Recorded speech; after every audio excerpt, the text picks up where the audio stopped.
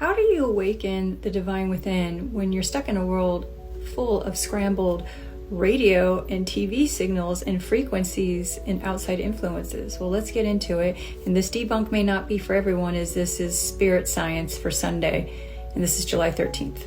Ever wanted to feel more connected to God, source, cosmic consciousness, or that feeling of oneness, but never really fully felt like your soul or spirit was online through mind-body-spirit integration, no matter what spiritual practice you've done? Here's the truth, backed by both ancient traditions and modern spiritual science, which actually has also changed my life.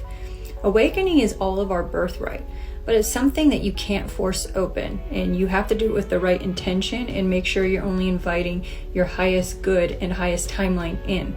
And it's also, more importantly, something you breathe into. Talking about more specifically is how through these different areas in your body, you can do a Hapstad strand activation just with your breath. Now tell me if this doesn't seem really cool to you, but Hapstad sequences in a DNA molecule are made up of 7 amino acids that look like divine biological harmonics in your body, because you see that they have A through G.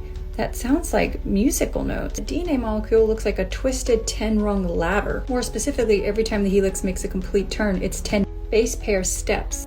Now here's where things get interesting. A heptad strand activation bridges the gap between the energetic efficiencies that happen between the 6th and 7th base pair. Think of it as the 6th and 7th run of a full ladder turn on the DNA strand. And it's no accident that the 6th and 7th rungs can correlate to the 6th and 7th chakras, meaning balancing your inner world, pineal gland, with your outer world, or cosmic consciousness, cosmic spiritual outer world held in the seat of your crown chakra. Let's get into the triad of the anatomy that builds your own built-in stargate. There's the pineal gland right here, and it regulates melatonin, sleep, and visionary dreaming, called the seat of the soul in many ancient systems.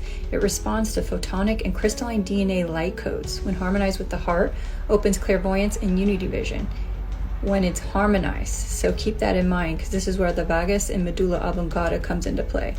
Medulla oblongata, also considered the mouth of God, is what connects divine will with physical action, and it also brushes up to where the vagus nerve goes by, all the way up to the pineal gland, and the vagus nerve connects everything up and down the spinal column, including the chakras. The vagus nerve regulates the whole parasympathetic system, rest and digest versus fight and flight. So if you're in this receiving calm state, this is where your crown or cosmic consciousness connection to divine will bloom.